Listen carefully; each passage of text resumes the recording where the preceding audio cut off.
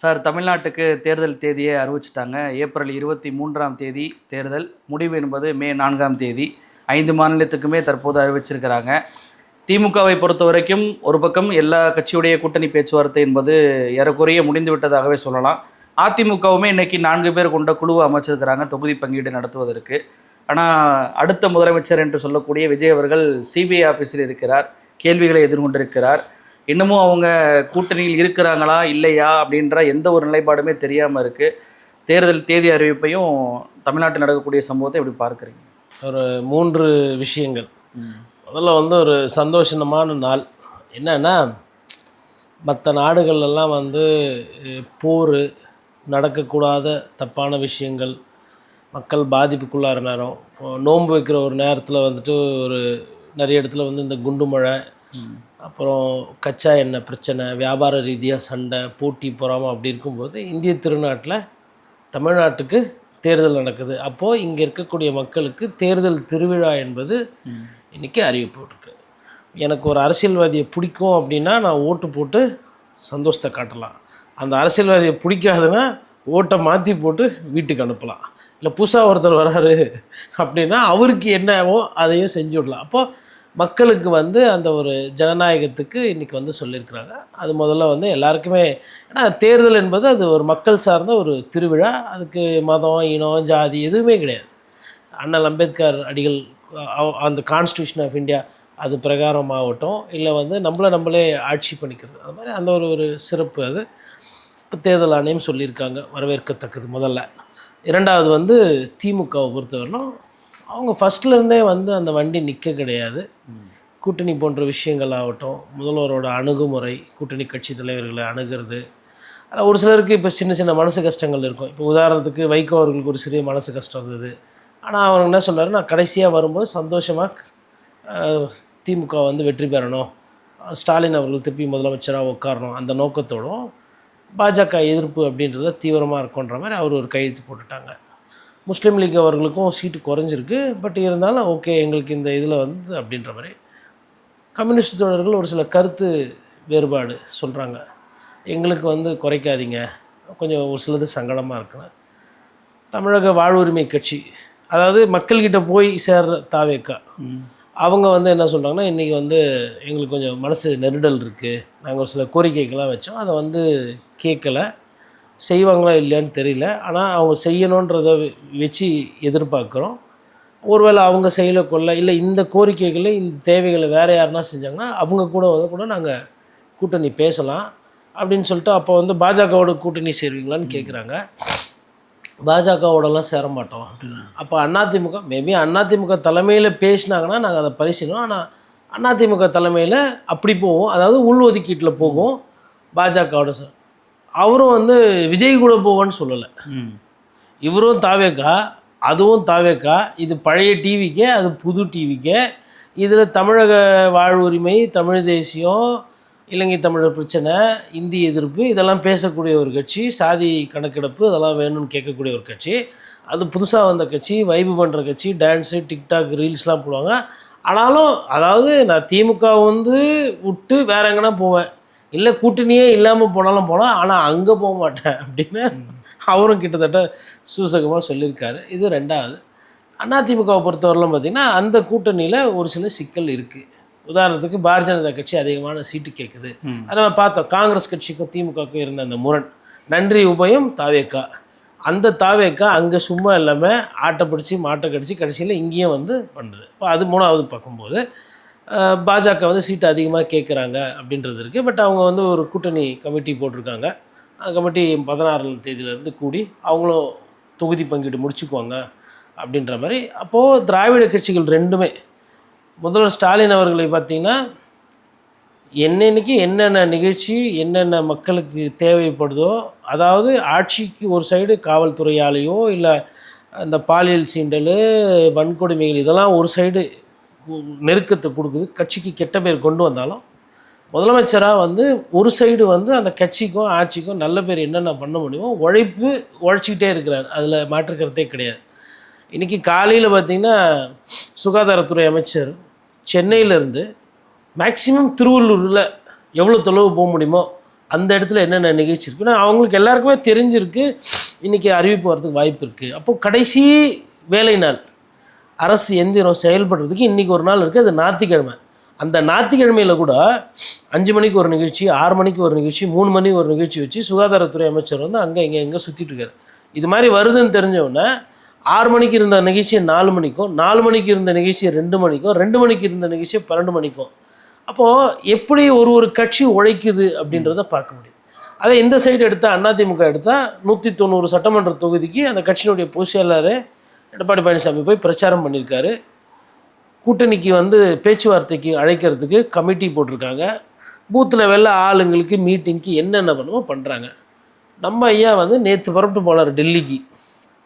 டெல்லியில் இப்போ மூன்றாவது அணி, அதில் அது பெரிய ஃபோர்ஸு இது தமிழக தாவைக்கா. அவங்கள பொறுத்தவரையில் இதுதான் விசேஷம். டெல்லியில் இருக்காங்க. தேர்தல் ஆணையம் அறிவிக்கும் போது ஒரு தலைவர் சிபிஐ வாசப்பட்டியில் உட்காந்து இது மாதிரி ஆகிப்போச்சு, அந்த மாதிரி ஆகிப்போச்சு, அங்கே இருந்தீங்களா இங்கே இருந்தீங்களான்றது இது புதுசு. இது வந்து அரசியல் அழுத்தம், இது வந்து எங்களை கஷ்டப்படுத்துகிறாங்க அப்படின்றதுலாம் கிடையாது. நீங்கள் தான் டெல்லியில் கூப்பிட்டு விசாரித்தா தான் எங்களுக்கு நல்லாயிருக்கும் அப்படின்னு நீங்கள் ஆசைப்பட்டது உண்மை. நீங்கள் தான் கோர்ட்டுக்கு போய் எங்களுக்கு தமிழக காவல்துறை மீது நம்பிக்கை இல்லை, எங்களை வந்து பழி வாங்கிடுவாங்க, காழ்ப்புணர்ச்சி இருக்குது, அரசியல் பிரச்சனை இருக்குது அப்படின்னு சொல்லி சிபிஐ வந்தப்போ நீதி வென்றுடுச்சு அப்படின்னு சொல்லி கேக்கெலாம் வெட்டி சந்தோஷப்பட்டு பட்டாசு வெடிச்சது நீங்கள் தான். இன்றைக்கி அங்கே போய் உக்காந்து இருக்கிறதும் நீங்கள் தான். ஆனால் இப்போ வந்து எங்களுக்கு அழுத்தம் இருக்குது, எங்களுக்கு சுகர் வந்துடுது, எங்களுக்கு சக்கரை இருக்குது அப்படின்லாம் சொல்லக்கூடாது. அப்போ நான் என்ன புரிஞ்சுக்கிறேன்னா, தாவேக்கா திட்டமிட்டு மூளை செலவை செய்து கொண்டிருக்கிறது. என்னன்னா ஒவ்வொரு கட்சியையும் வந்து அவர்களோட ஆசைக்கு, அவர்களோட விளம்பரத்துக்கு, அவர்களோட சுய பெருமைக்கு அவங்க கூட கூட்டணி அப்படின்னு பேச வைக்கிறது. ஒரு காலத்தில் விடுதலை சிறுத்தைகள் கட்சியை பண்ணாங்க, அதற்கு முன்னாடி நாம் தமிழர் கட்சியை பண்ணாங்க, அதற்கு அப்புறமா வந்து அதிமுகவோட பண்ணாங்க, அதற்கப்புறம் காங்கிரஸ் கட்சியோட கூட்டணி என்று பேசினார்கள். அதுக்கப்புறம் கடைசியில் எந்த கட்சியுமே இப்போ கூட்டணிக்கு பேசவே இல்லைன்னா பாஜகவுடன் பேச்சுவார்த்தை, பாஜக வந்து துணை முதல் தருது, பாஜக வந்து 80 சீட்டு தரதா பேசிடுச்சு, கூட்டணியில் வந்தால் முதல்வர் வந்து எடப்பாடி பழனிசாமி, நீங்கள் வந்து எதிர்கட்சி தலைவர் அப்படின்னு சொல்லிட்டு இந்த விளம்பரத்தை விஜய் அவர்கள் ரசித்து கொண்டிருக்கிறார். உண்மையில் எனக்கு வந்த செய்தி என்னன்னா, இதில் வந்து மேபி மாறி போகலாம், ஆனால் எனக்கு வந்த செவி வழி செய்தி என்னன்னா, விஜய் அவர்கள் வந்து இதை ரசித்து கொண்டிருக்கிறார். தன்னை வந்து எல்லாரும் கூப்பிடுறாங்க, எல்லாரும் நம்மளை பற்றி தான் பேசுகிறாங்க, நம்ம போனால் தான் தேர்தலே வந்து ஒரு முடிவுக்கு வரும் அப்படின்னு. நேற்று கூட பார்த்தீங்கன்னா ஒரு சர்வேல இவர் கிங் மேக்கர்னு போட்டாங்க. அப்போ நான் கேட்டேன், கிங் மேக்கர்னா அப்போ கிங் யாருன்னு கேட்டேன். ஒரு கிங் மேக்கர்னா கிங்கை உருவாக்கணும், ஆனால் நான் வந்து கூட்டணி போக மாட்டேன், ஏமாற்றணுன்றது உங்கள் மனசில் இருக்குது. அது என்னென்னா ஏமாற்றணும்னு இல்லை, அவருக்கு சமீபமாக பேசுபொருளில் தவறான விஷயங்கள் முன் உதாரணங்கள் எடுத்து, விவாகரத்து விஷயமாகட்டும், கரூர் விஷயமாகட்டும், இல்லை அவர் மக்களை போய் சந்திக்காத விஷயமாகட்டும், அப்புறம் 1.5 கோடி ரூபா வரி கட்டாத விஷயமாகட்டும், இந்த மாதிரி. அதுக்கப்புறம் வேட்புமனு தாக்கலுக்கு வந்து பணம் கேட்டிருக்காரு நிறைய பேர்கிட்ட. மாற்று ஏழை வாழைக்கு உண்டான கட்சி, நண்பா நீ வா, தோழி நீ வா அப்படின்லாம் கூப்பிட்டதுலாம் சும்மா தமாஸ்க்கு. கோடி ரூபாக்குதா, 1 கோடி இருக்குதா, 2 கோடி இருக்குதா, 5 கோடி இருக்குதா, 6 கோடியா, வெறும் கோடீஸ்வரர்களை தேடிக்கொண்டிருக்கிறார் விஜய். இது எல்லாமே சமூக வலைதளத்தில் சரி, கட்சிக்கு ஒரு அவப்பேர் உண்டானவுடனே டக்குன்னு என்ன பண்ணுறாரு, பிஜேபி அழுத்தம் கொடுத்து பிஜேபி வான்னு கூப்பிடுது, எங்கால் என்ன பண்ணுவார் பாருங்கள். உடனே 4 பேர் என்ன பண்ணுறாங்க, பிஜேபி கூட்டணின்னு ட்வீட்டு போடுவாங்க காலையில். மதியம் 4 பேர் என்ன பண்ணுவாங்க, அப்படிலாம் எதுவும் எல்லாம் நம்பாதீங்கன்னுவாங்க. அப்போது வேறு வேலையே கிடையாது மற்ற கட்சிகளுக்கு. இந்த குட்டக்கடப்ப வேலையை வந்து ரொம்ப சாமர்த்தியமாக பண்ணிகிட்டு இருக்கிறாங்க. சுருக்கமாக சொல்லலாம், அவங்களோட வியூக வகுப்பாளர் அதை ஒரு ஸ்ட்ராட்டஜியாகவே அவங்களுக்கு சொல்லியிருக்காங்க. சார், நம்மளால் போய் தெருவாக ஓட்டு கேட்க முடியாது, வெயில் வேறு அதிகமாகுது, நம்ம நைட்டில் தான் ஆக்டிவாக இருப்போம், இதெல்லாம் நமக்கு செட் ஆகாது. அதனால் நம்ம என்ன பண்ணுறோம், இப்படியே இவங்க கூப்பிட்டாங்க, அவங்க கூப்பிட்டாங்க, ஹாங்காங்கில் கூப்பிட்டாங்க, சிங்கப்பூரில் கூப்பிட்டாங்க, ஒரு கொள்கை கோட்பாடு கிடையாது. காங்கிரஸ் கூட பேசுவேன், பாரதிய ஜனதா கூட பேசுவேன்னா எவ்வளோ மோசமான ஒரு சிந்தனை. நான் என்ன சொல்கிறேன்னா, நீங்கள் ஆர்எஸ்எஸ் சித்தாந்தமாக இருக்கீங்கன்னா அதுக்கு உண்மையாக இருங்க. தேசிய சித்தாந்தம் அப்படின்னா காங்கிரஸ் கட்சி கூட பேசினா காங்கிரஸ்க்கு உண்மையாக இருங்க. இல்லை நீங்கள் ஒரு கம்யூனிஸ்ட்டுக்காரனா கம்யூனிஸ்ட் கொள்கைக்கு உண்மையாக இருங்க. திராவிடன்னா திமுக இருக்குன்னா திமுகவுக்கு உண்மையாக இருங்க. இல்லை அதிமுக வந்து அதிமுக உண்மையாக இருங்க. ஒரு கொள்கை சிறப்பு, ஒரு கொள்கை மோசன்றதுக்குள்ள நான் போகலை. எதனா ஒரு விஷயத்துக்கு உண்மையாக இருக்கீங்களா விஜய்? உங்களோட எண்ணோட்டம் என்ன? உங்களோட யாரோட வேணால் சம்மந்தப்படுத்தி பேசலாம், யாரு கூட வேணால் போவீங்க. உங்களுக்குன்னு சொந்தமாக ஒரு விஷயம் கிடையாது.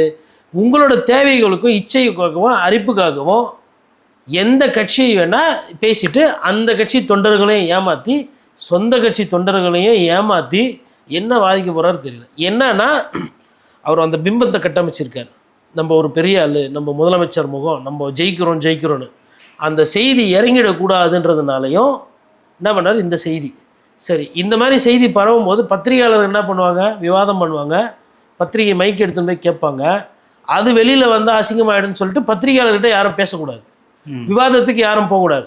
அதாவது நம்பகத்தன்மை செய்தி, யதார்த்தமான செய்தி அது வரக்கூடாது. ஆனால் ஊடகத்தில் இப்படி இவ்வாறு பேசப்படுகிறது, அவ்வாறு சொல்லப்படுகிறது, பதவி கொடுப்பதாக தகவல், எடப்பாடி பழனிசாமி முடிச்சு விட போகிறாங்க, விஜய் வந்து பிஜேபி கையில் எடுக்குது, பிஜேபியை வைத்து அமித்ஷா விளையாட போகிறாரா, கட்சியில் சார் எங்கே உட்காந்துருக்காரு, டெல்லியில் விசாரணையில். இப்போ நடக்கிறது என்னென்னா, ஒரு நாளுக்கு பதிலாக ஞாயிற்றுக்கிழமை கூப்பிட்டு விசாரிக்கிறாங்க போது உஷாராக இருக்கணும். அப்போது இன்னொன்று அழுத்தன்றார். சரி, நான் ஃபஸ்ட்டில் இருந்தே நம்ம பார்த்திங்கன்னா நம்ம காணொலியிலேயே ஒரு பொங்கல் கொண்டாட வந்ததை நம்ம பேசியிருப்போம். இப்போது அன்றைக்கி நம்ம என்ன ஒரு பதிவு பண்ணியிருப்போம்னா, இவர் நேரத்தை நல்லா விரயம் பண்ணிவிட்டு கடைசியில் நேரம் இல்லை என்னை அலைக்கழிக்க வைக்கிறாங்கன்னாரு. இப்போ பொங்கல் கொண்டாடாமல் வந்து அப்போவே இந்த விசாரணையை முடிச்சிருக்கலாம். ஒன்று, ஜனநாயக படத்தை தேர்தல் நேரத்தில் தான் ரிலீஸ் பண்ணுறது. யாருமே வந்து இந்த மாதிரி பொலிட்டிக்கல் படத்தை தேர்தல் நேரத்தில் ரிலீஸ் பண்ண மாட்டாங்க. கொஞ்சம் மூளை சிந்திக்கக்கூடிய தன்மை இருக்கிறவங்க என்ன பண்ணுவாங்கன்னா, படம் வேறு, அரசியல் வேறு, திரை வேறு, தரை வேறுன்னு சொல்லி அந்த படத்தை முன்னாடியே போடுவாங்க. இவர் எடுத்துகிட்டு வந்து வைக்கிறார். இன்னும் அந்த 1.5 கோடி ரூபா பணம் கட்டினாரா இல்லைன்னு தெரில. 9ஆம் தேதி நாமினேஷனு ஃபைனல் லிஸ்ட்டு வரும்போது அதுக்கு முன்னாடி ஸ்க்ரூட்டினியில் யாருன்னா 7ஆம் தேதி பிரச்சனை பண்ணி இவர் வந்து வரி கட்டாதவங்க, வரி பாக்கி இருக்கிறோன்னு பிரச்சனை பண்ணால், நான் சொல்கிறேன் நாமினேஷனு ரிஜெக்ட் ஆகிறதுக்கு வாய்ப்பு இருக்குது. விஜய் அவரோட நாமினேஷன் ரிஜெக்ட் ஆகிறதுக்கு வாய்ப்புகள் இருக்கிறது. காரணம் என்னென்னா, அரசியலும் தெரியறதில்ல, அவர் வெறும்னே இப்படி வைப்ஸ் பண்ணிட்டு பாட்டு போட்டுட்டு உங்கள் விஜய்னு ஏமாற்றிட்டு அவர் பண்ணுறது அரசியலே கிடையாது. இப்போ இன்றைக்கி நைட்டு இப்போ வந்துருச்சு, என்னைக்கு தேர்தல் ஆணையர் வந்து மாடல் கோட் ஆஃப் கண்டக்ட் வந்துச்சுன்னு சொல்லிட்டாரோ அப்போவே வந்து தேர்தல் வேலையை பண்ணணும். இவர் என்ன தேர்தல் வேலையை பண்ணியிருக்கார்?